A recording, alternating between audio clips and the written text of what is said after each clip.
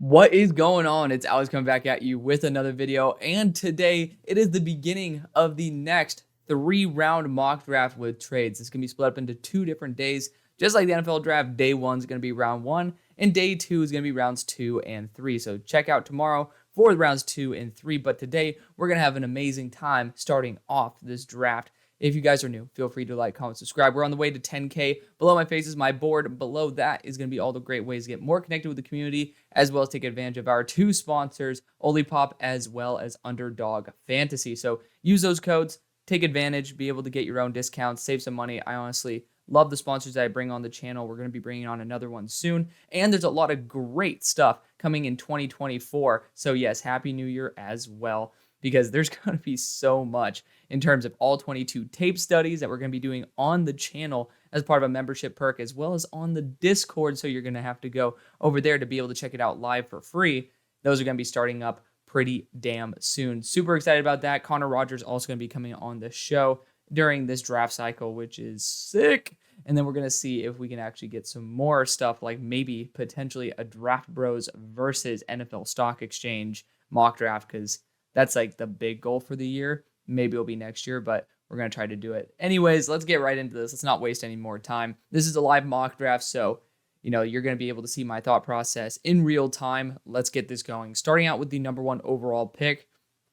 There's a lot of people who want the Bears to trade down. I totally understand why, right? Like, we don't have that, that first round or that second round selection because we traded it for Montez Sweat.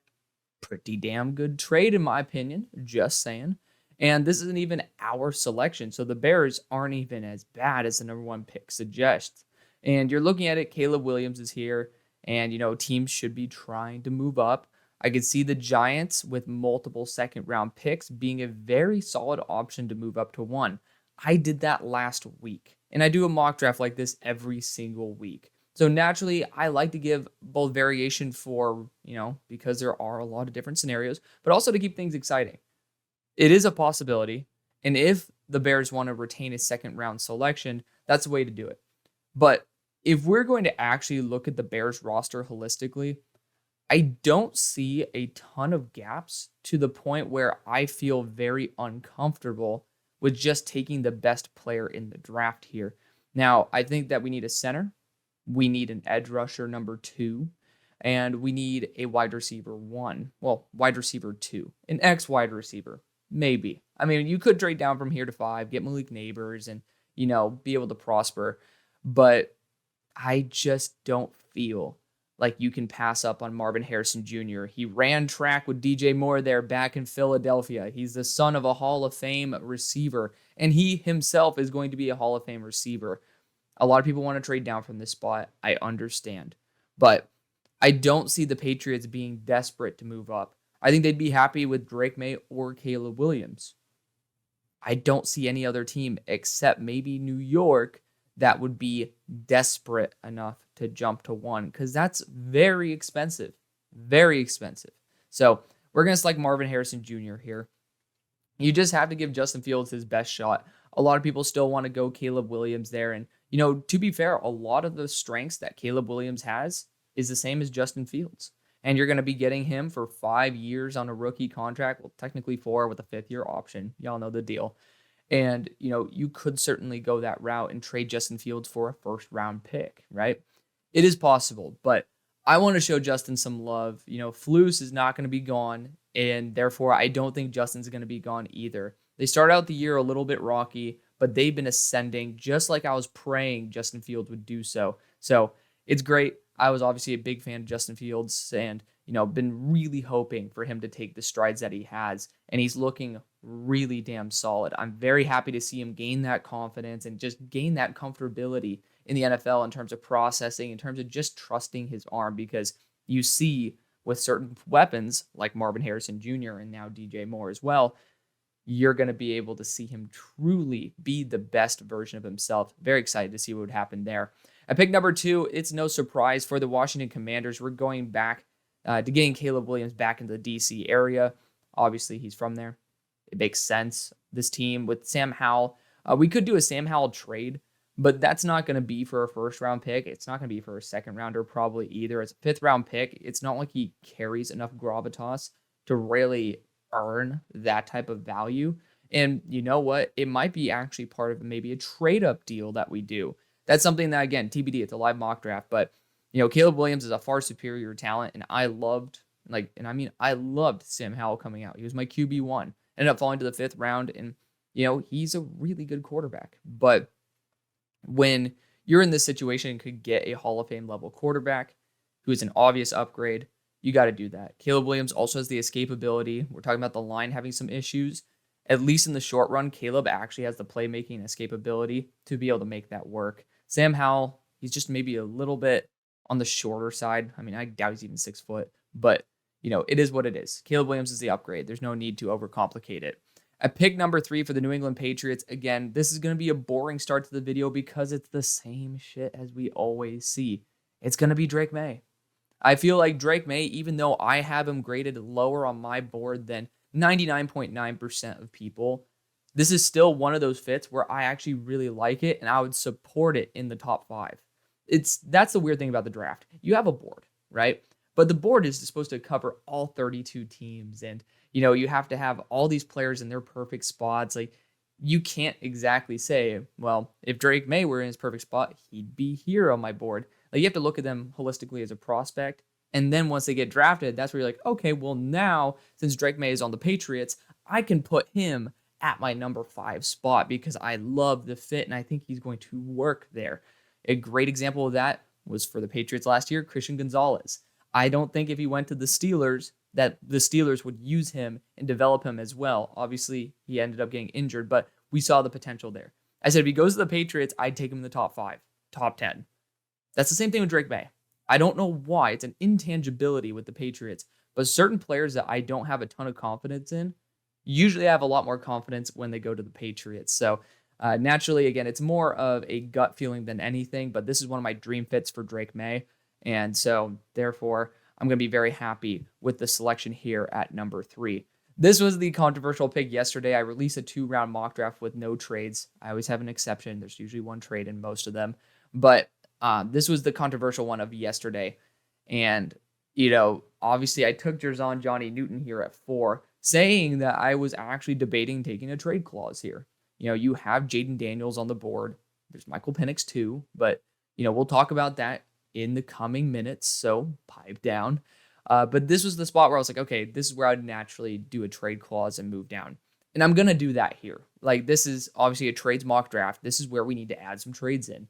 And with Jayden Daniels on the board, he's a phenomenal prospect. To me, he's my QB2 above Drake Maye. But again, I don't really like Jayden Daniels on the Patriots as much as Drake Maye.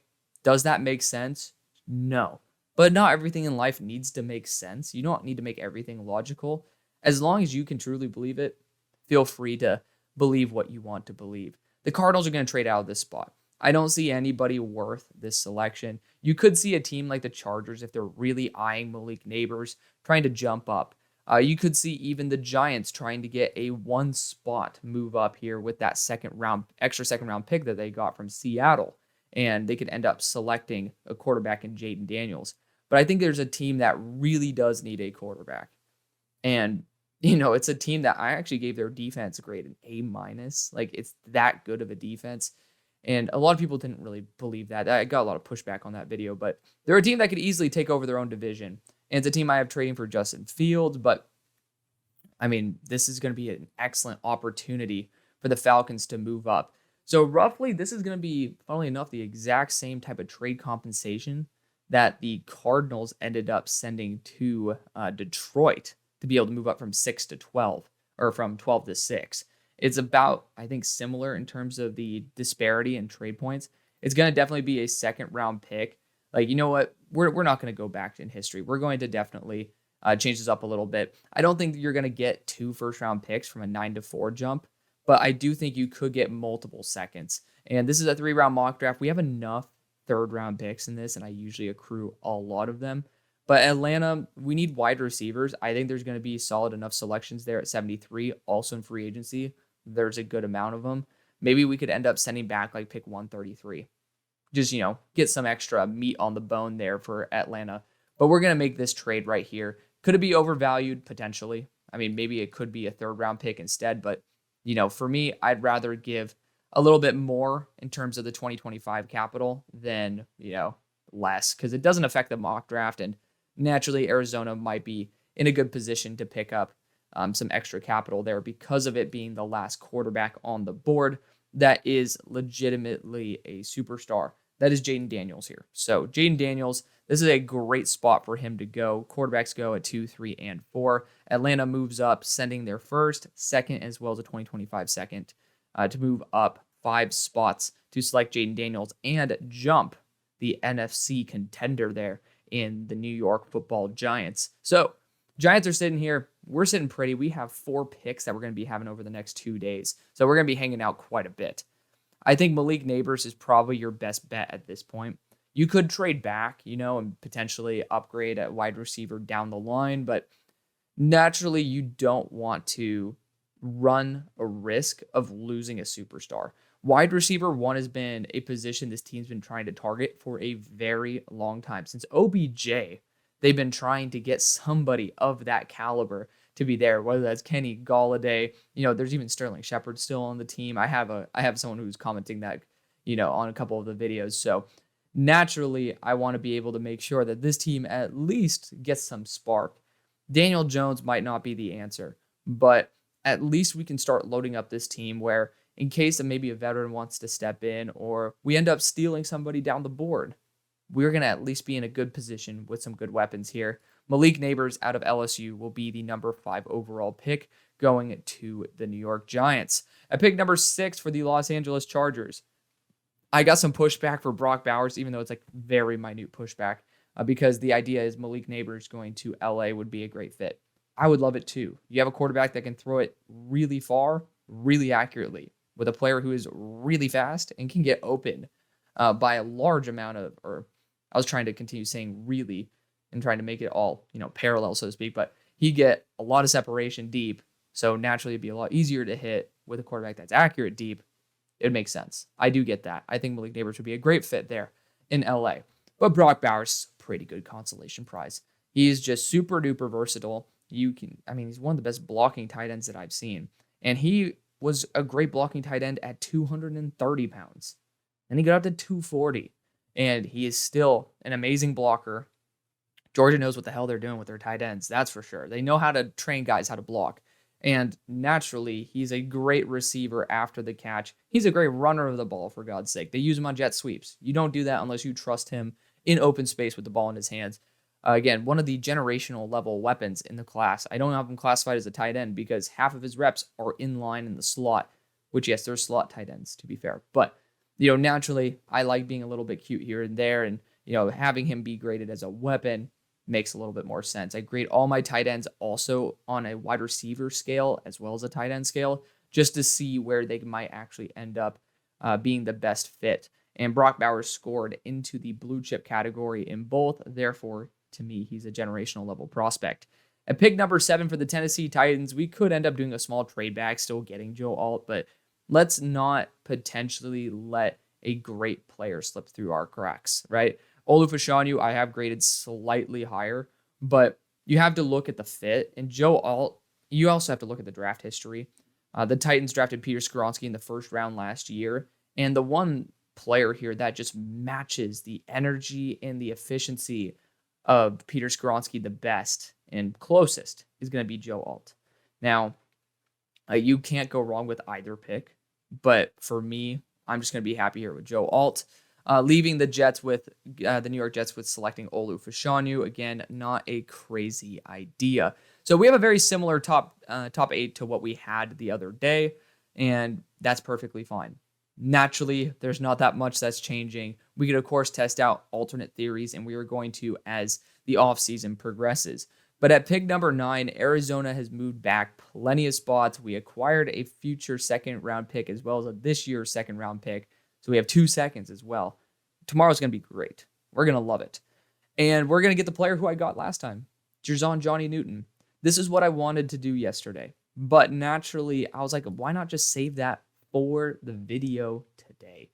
And Jerzon Johnny Newton ends up going there to the Arizona Cardinals via that trade back. At pick number 10 for the Chicago Bears, this is going to be a spot where I might try to get a trade back partner We have some elite tackles on the board. We have elite corners on the board. Naturally, what I want to do with this team is try to get that second round pick. We do also have Rome Odunze on the board, who has ascended like a lot. And for me, I want to get Rome Odunze to a team that does have potentially multiple second round picks. And unfortunately, this receiver class is really deep. Like, I could naturally just sit. The team I always like to trade up with is the Chiefs. I love them getting ballsy and saying, screw it, we're moving up and we're kicking ass, right? But we also could see Jalen Polk, Xavier Legette, A.D. Mitchell, Troy Franklin, Brian Thomas. All those guys are roughly going to be in this range. Kind of tough sell. It is kind of a tough sell. So naturally, you can't really find anybody who is that desperate. But I could see the Bills being like, hey, this is a great opportunity for us to move up and select the best wide receiver that is left. I'm not there yet with Rome Odunze, but I do really love what I see. Like, the Bears already have their wide receiver, and I want to get an edge rusher. And I'm looking, and I'm seeing that Rome Odunze is going to be gone by 14. And to be fair, the Bills are having a reduced snap count for Stephon Diggs. This is a good opportunity. And I want to change things up. Let's have a big move up with Buffalo, because let's just say Kansas City really wants Rome Odunze. Buffalo's going to have to move up as well. So we are going to be trading up with the Buffalo Bills. It will require a future second. And I believe we will actually have a similar trade compensation to what happened when you jump from 9 to 5. That is a PTSD probably for all you guys who work a 9 to 5. So apologies about that.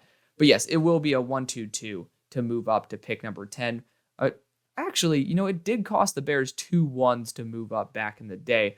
I don't know if we have to necessarily do this to be able to acquire it, because we have 2 second-round picks that year. Maybe we can send that third-round pick or maybe one of those seconds in order to acquire a future first-rounder from the Bills. Who knows? Maybe we can sweeten the deal here with pick 208 from Dallas. Ultimately, I wanted to get a little bit of movement here, but we're essentially trading up into the next year draft to have multiple first-round picks. It's a very Philadelphia Eagle type of move to just continue acquiring future capital, but we're getting an extra second-round pick. We're getting an extra first-round pick. Maybe it is just that third-round pick there. It doesn't affect this mock draft. So the Bills end up sending a 1-2-1 to move up 14 spots in order to select Rome Odunze. This team has a lot of holes to fill, sure, but what you need to do is fill it with quality and not quantity. And naturally, I think the Bills would be in a very good spot by drafting Rome Odunze to pair up with Stephon Diggs, rather than, going the alternate route, which is, get, the best wide receiver 2 and potentially have the Chiefs to jump you for the wide receiver that you wanted. The Bears are in prime position to now end up being able to select a star edge rusher still at that spot. They got their second round pick. It works for both sides. At pick number 11 for the Las Vegas Raiders, this team could certainly use a quarterback like Michael Penix. He's performed phenomenally. He's done a great job, especially yesterday. And, let's just talk about it right now.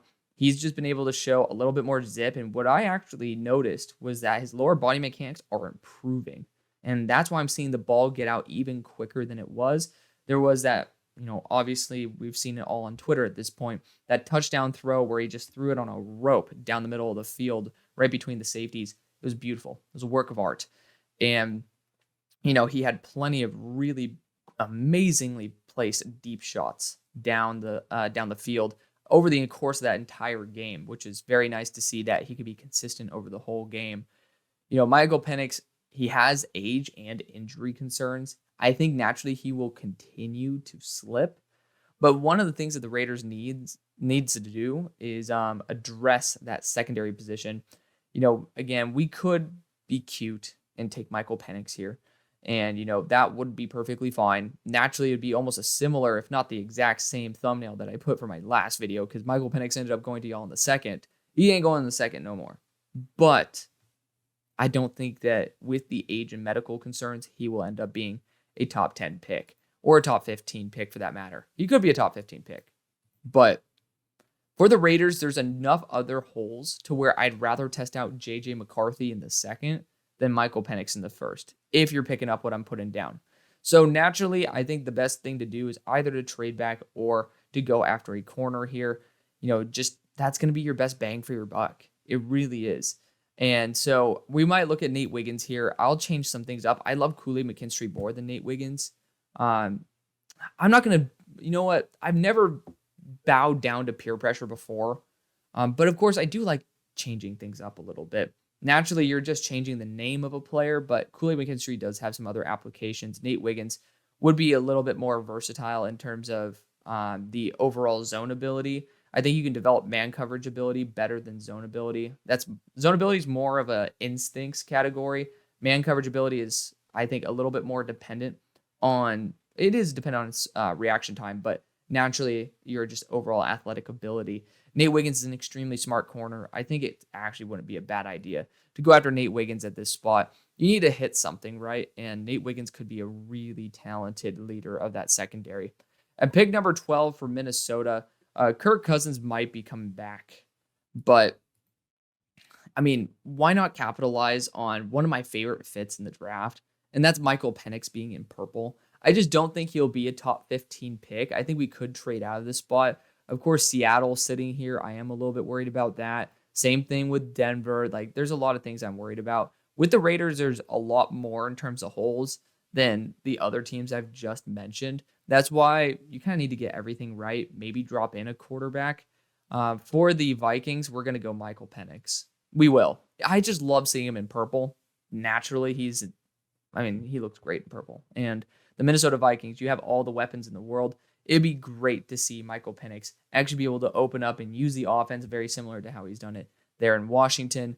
Again, it's a bit rich for me, but this is a team where you are pretty much a quarterback away from legitimately competing in the playoffs. So there you go. Again, we'll see what happens with Kirk. That's going to be the big determinant on whether Minnesota goes after an edge rusher or goes after a quarterback in the first. At pick number 13 for the New Orleans Saints, could go after a quarterback here, but the coaching, unless they're all fired, is extremely attached to Derek Carr. It sucks, but it is what it is. I think this team needs to have a future at left tackle. And J.C. Latham performed phenomenally yesterday. Even though they lost, he did an excellent job. And it's not a guarantee that a right tackle can transition to left. That's the unfortunate thing. But to be fair, Ramczyk hasn't been, the best thing since sliced bread. So worst case scenario, you have your future at right tackle also secured. But, sometimes it's okay to admit your losses. Trevor Penning, was never a fan of him. He naturally should not be a starting left tackle in the NFL. He has great tenacity. He is a fierce blocker, and he always has been. But there's a lot of the intricacies of the game that I think people let go because they find someone to be very fun.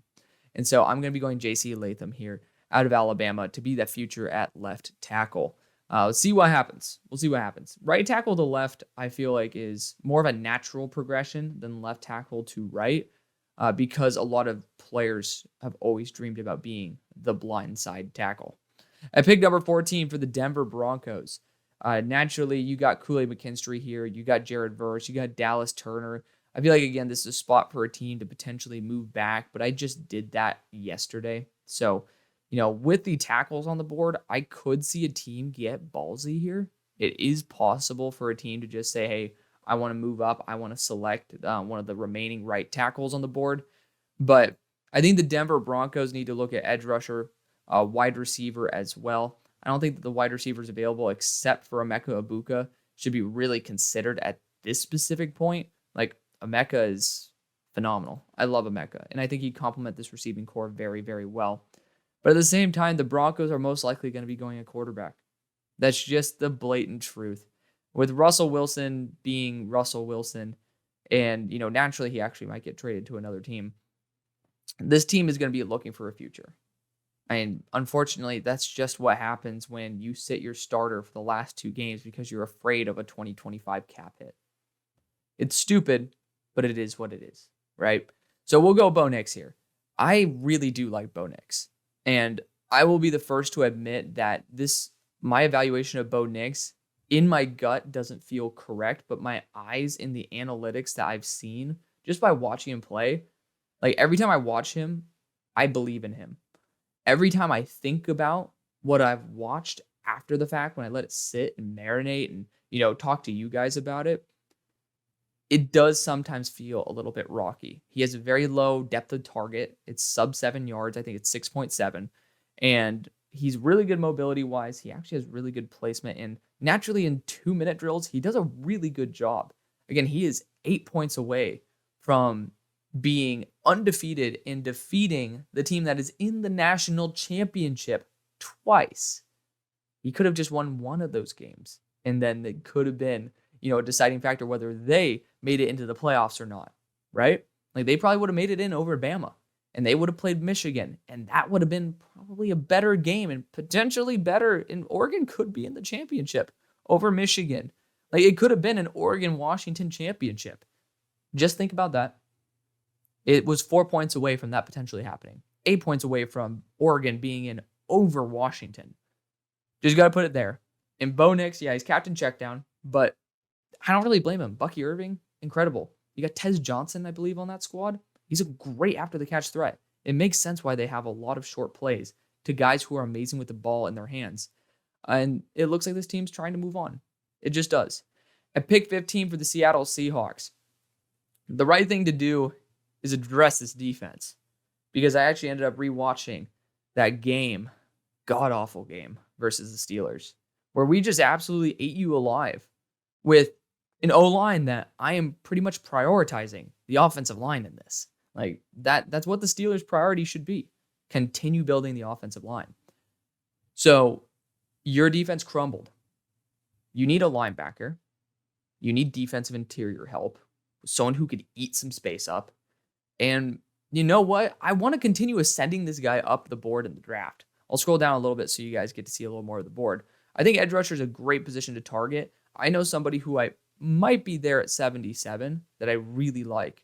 But I do believe that with the Bengals sitting here, with a couple of these other teams, that including the Colts, the main issue is the Colts. I know I'm probably going to take him if he's there for the Colts. That's going to be T'Vondre Sweat.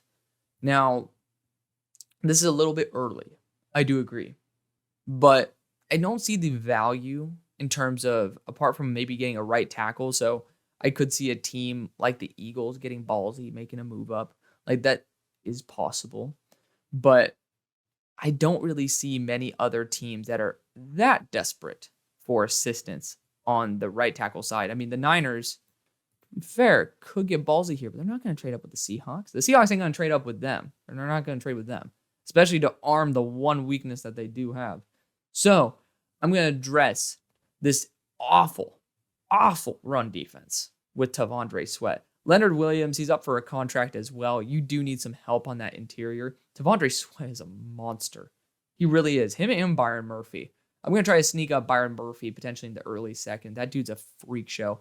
But T'Vondre Sweat, he's somebody who I have taken as early as the Bengals here at 16, so it's not really a massive jump, but it's somebody who I want to give more credit to, because very few players at 362 can actually move and actually perform the way that T'Vondre does. He's a spectacular talent, well-deserving of this. People thought Siaki Ika was good. And this is what they think Siaki Ika was. When they were putting him in the first round, this is who they thought he would be. They thought he'd be T'Vondre. And T'Vondre is just T'Vondre. And he's a freaking monster. And it'd be scary as shit to see him for the Seahawks, because naturally, I love seeing defenders just destroy people on the Seattle Seahawks. So, it will be continuing to feed my dreams, so to speak.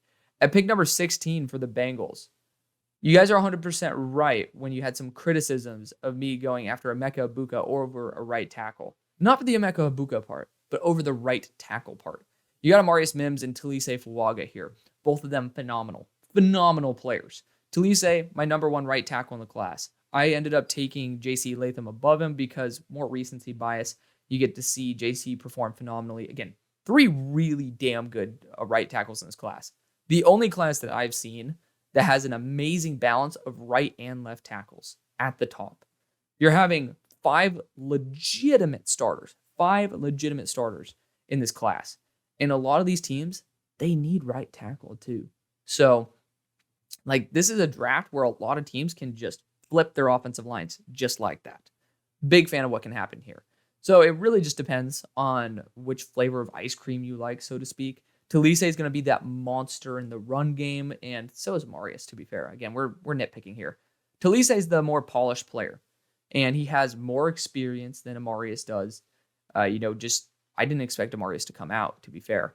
But Talise is just an absolute animal. He was my right tackle number 1 coming out in this draft. He was my tackle 2, I think, coming out. He was. Yeah, so it was originally Joe Alt. So this is before the year started. It was Joe Alt, Talise, Amarius. Then we had Olu Fashanu. Olu took a big step up this year. So we're going to go Talise Fuaga here. I think for the experience and just that day one run blocking prowess, you're going to be able to see him absolutely shine. At pick 17 for the Arizona Cardinals, we're going to continue fixing this defense. We have a defensive interior that's a super stud in Jerzon Johnny Newton. And at pick 17, the Cardinals are going to be going Kool-Aid McKinstry.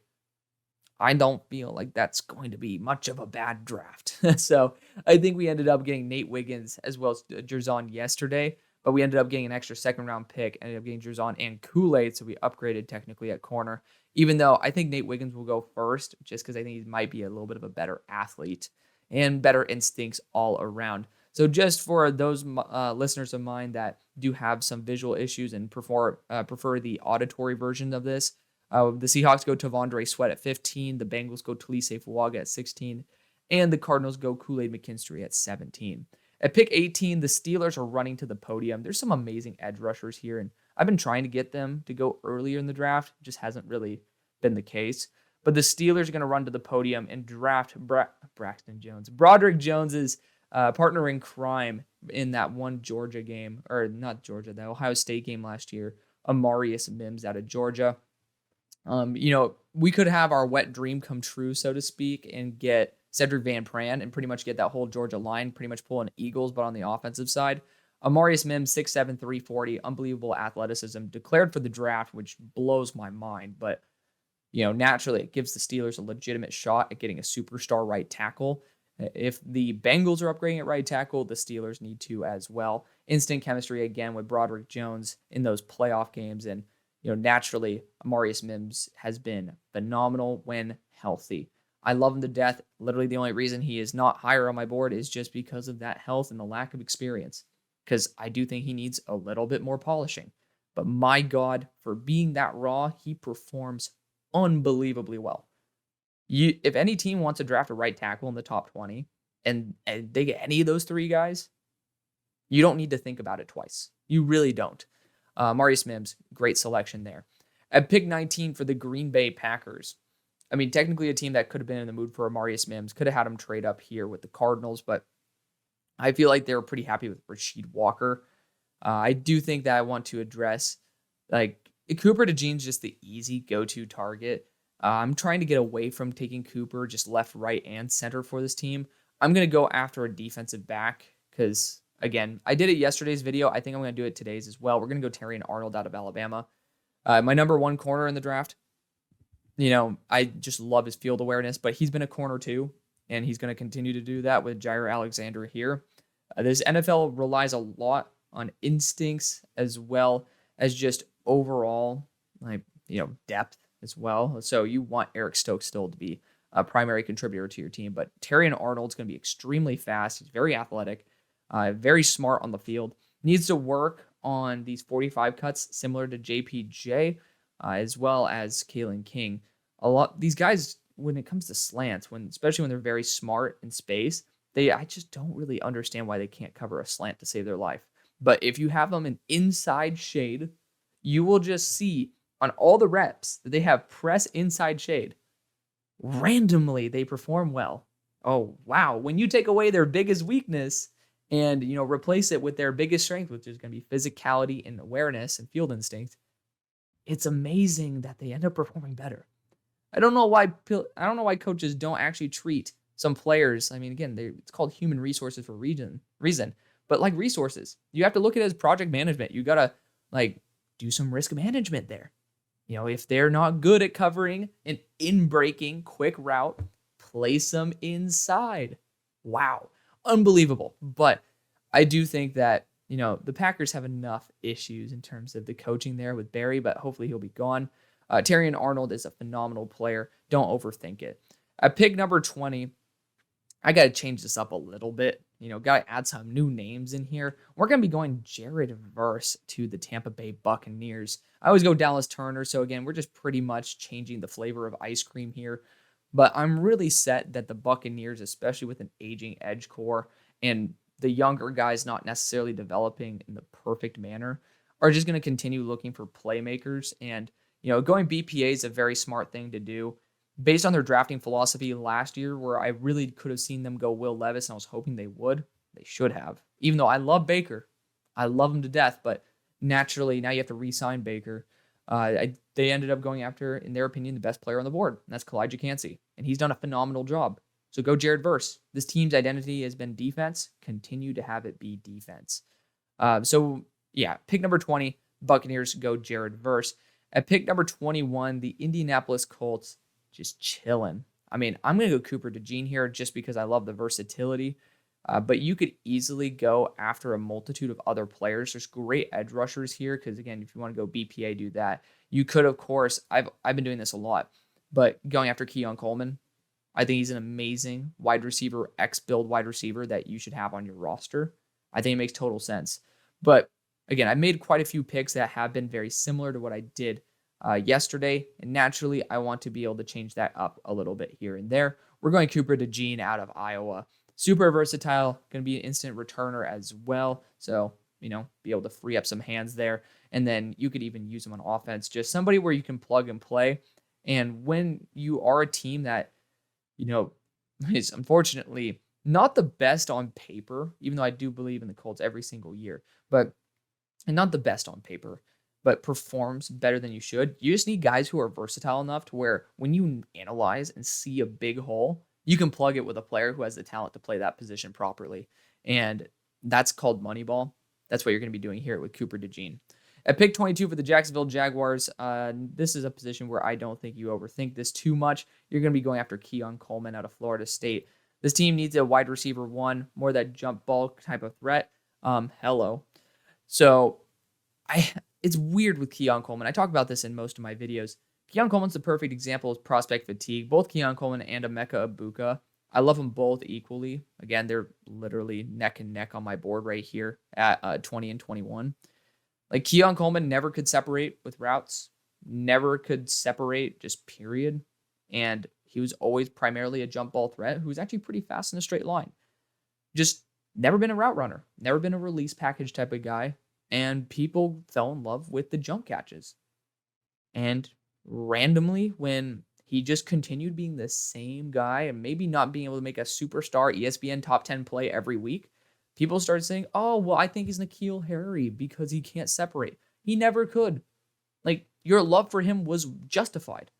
I was not a huge fan when people started taking him in the top 10 and top 5, and justifiably so. Keon Coleman's always been a 15 to 25 player in this class, and he's a really damn good one. Don't overthink it. He plays a role in this NFL, and that is going to be an X-build wide receiver, someone you can trust to just lay the ball up. George Pickens was not the best route runner on planet Earth. Granted, he was a lot better in terms of the intricacy of release packages back in the day, so got to give that. George Pickens was a better prospect in terms of the intricacies of the game than Keon Coleman, but naturally, there are roles that Keon will play in this NFL, and I think the Jaguars have the role perfectly open for him to be successful. If you put him on a team that does not understand how to use their wide receivers properly, then you're going to run into problems with a player who is not as flexible as someone as, let's just say, Rome Odunze. Just have to put that out there. Don't overthink it. For the Rams at pick 23, they got pretty damn lucky yesterday and ended up getting a crazy faller who I actually ended up taking at 13 in J.C. Latham. But today, no such luck. However, we have some really good players, especially in the edge group, that have ended up falling here to the Rams. And, don't overthink it. I keep saying that, but naturally, there's just some simple ways to think about drafting. You either get the best player in general or the best player for you. It's not that complicated. Also, yes, you projected down the board. Are there going to be edge rushers there in round 2? Not amazing ones. At 55, you're running a risk. You might get Chris Braswell, but you can get Braylon Trice, who's 274. And all of a sudden, whoa, randomly he starts performing so well because he's like everybody's watching him. And he's been performing that well the whole year. Maybe a little bit slow at the start of the year, but the whole damn year, this guy's been performing through the roof.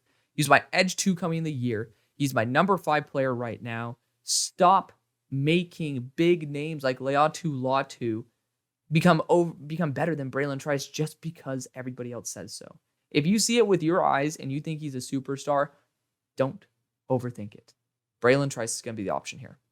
Braylon Trice, again, he perfectly complements Byron Young, so that's naturally why I'm going to be doing that over Dallas Turner, who I have actually as my number 4 player in the class. Braylon Trice just has that size and has that overall strength that I feel very comfortable with complementing someone who's going to be a little bit lighter and using more of that speed and finesse. So Braylon Trice, incredible player. You could go Leatu Latu. It's not going to be an issue. You're going to get a great player nonetheless. But for the Bears at pick number 24, I told y'all we're going to trade back and get an edge rusher. We did. It's a Bears masterclass. And it's Dallas Turner or Leatu Latu. And I think Dallas Turner is the best edge rusher in the class. I'm going to get him for y'all. So just going to be spoiler alert here. A lot of people ask me why I'm lower on Leatu Latu. I just naturally don't see it as much with him. I don't. I fall in love with Dallas Turner every single time I watch him. I start getting prospect fatigue. I turn back on the tape and I'm like, oh my God. Like, this guy's phenomenal.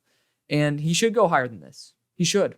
But there's just so many damn good first round edge rushers that, for some teams, you don't need to get that antsy about taking an edge rusher this high. Because, if you're really needing an edge rusher, yes, you go after one. But there's sometimes where you don't need to push the ante too much. So we're going to be going with Dallas Turner for the Bears. He might be, I've seen him listed at 252 now. I don't know what his actual weight is yet. It's 242. Freaking PFN. They always have wrong weights on there. He's 242, but he plays like he's 262. Incredible power for somebody of that size. And naturally, if you get to project him to get around 250, he's going to be perfect size for the NFL, and he already plays much larger. Has the power, has the speed. This guy's going to run probably in the 4.4s.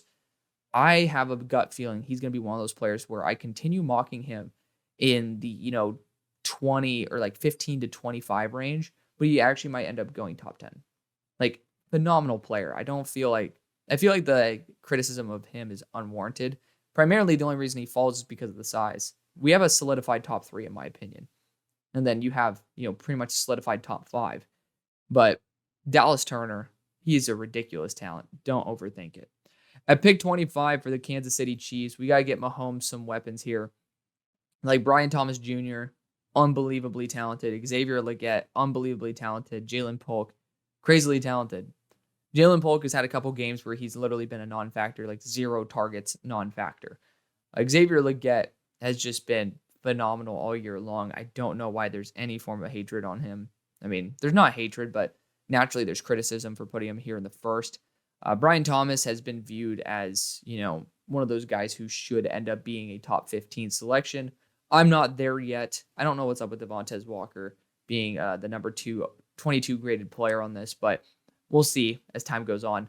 We're going to go back to the steady old Eddie in Brian Thomas, 6'4", 205 pounds, speed threat deep, literally fits this team hand in glove as a perfect fit for Rashee Rice's number 2 wide receiver, or potentially the number 2 as Rashee Rice to the number 1 Brian Thomas Jr.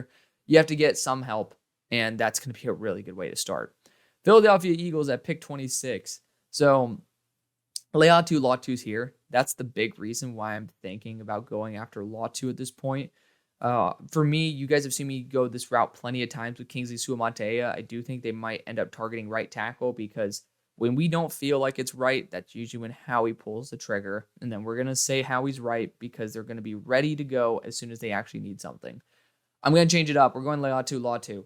The 265 plus frame edge rusher on this team used to have 3 guys deep. And, it would be Barnett, it would be BG, it would also be Sweat. Now, after the season, it's just going to be Sweat. That does go against the Philadelphia Eagles way. And especially with the defense sometimes being suspect, you do want to put some extra capital there. Leatu Latu's value is incredible. He fits the exact mold you're looking for. He's a supreme athlete. You have the veterans there to be able to train him up to be the best version of himself. This is the right time to take somebody who has also potential medical issues. That's probably the only reason he would actually be here in the draft. But it's just tough to get those edge rushers to go earlier, even though I do fully believe in them. At pick 27 for the Detroit Lions, I just, again, don't overthink it. You're looking at Chop Robinson here. It's Chop Robinson or the third best defensive interior. You could go corner as well. There's some really good ones here. Lassiter, Tampa, King, Burke, as well as Dwight McLaughlin. Got to throw that name out there as much as I can because nobody else will. Again, be very confident in your evaluations. I am a huge fan of Dwight McLaughlin. I'm just going to go Chop. Again, hate to be boring, hate to be repetitive, but when the value is there, you take the value. You just don't overthink it, right? If the value is there, you take the value. At pick number 28 for the Houston Texans, I might trade out of here. I actually might. Because naturally, I could go Graham Barton, have him be super versatile along that offensive line and, be able to replace some dudes wherever they might want to be. But, I'm looking at Emeka Egbuka here. Get that instant chemistry with CJ Stroud. I do feel like he does play a similar role, unfortunately, to what you have in Nico Collins. Not exactly the same because Nico is 6'4", and Emeka, I believe, is 6 foot, and he's 6'1". So, it's not going to be the exact same. For me, I think I love the defensive interior route for this team, but it's tough to say you're going to go Chris Jenkins at this point or Byron Murphy, who I do think deserves at least some consideration for this spot when you really could get that instant chemistry and, developing the weapons, probably a good idea. Emeka could end up being actually exactly what you're looking for because Nico can continue developing into more of someone who, more of a role that a 6'4" player with some good speed actually should be. Emeka Egbuka is such a talented player as well. It's hard to have him slip any further in this spot. So we're getting that instant chemistry there. Even though CJ Stroud doesn't seem to need any form of chemistry, Emeka Egbuka is going to be the man. At pick number 29 for the Miami Dolphins, again, one of these players where if they're on the board, you just select them ASAP. It's Graham Barton with 3 interior offensive linemen who are, going to be up for free agency. You do need to have at least one of those spots filled with an elite player. And especially with Tua, who's had his injury concerns in the past, with the run game being so critical to this team, blocking is more important now than ever. And Graham Barton, he might have played left tackle, and that might be a blessing in case some injuries happen. But he is going to be an elite interior offensive lineman. He was brought to Duke as a center. He's played every position damn near on the offensive line. You just re-signed Austin Jackson. Hallelujah. That's a great signing. Now you get to be able to fill at least one of the interior offensive line spots with an elite player here in Graham Barton. At this spot in the draft, it is perfectly justifiable. At pick 30 for the Dallas Cowboys, I think that the right thing to do is to go after offensive tackle. It just is the right move. And naturally, I'm going to play a little bit more of a scheme here than I normally do. I normally go Jordan Morgan because left tackle is the way you need to go. I don't think Tyron Smith's going to be here for more than a year. And Jordan Morgan could, naturally play in the future. He's the successor. But Kingsley Sumataia is actually going to be an elite level right tackle if he goes to the Niners. That's a big concern. And I think the Dallas Cowboys ended up drafting CeeDee Lamb back in the day because they saw the Philadelphia Eagles lurking for CeeDee. And they're like, you know what? I don't want to potentially face CeeDee Lamb when it really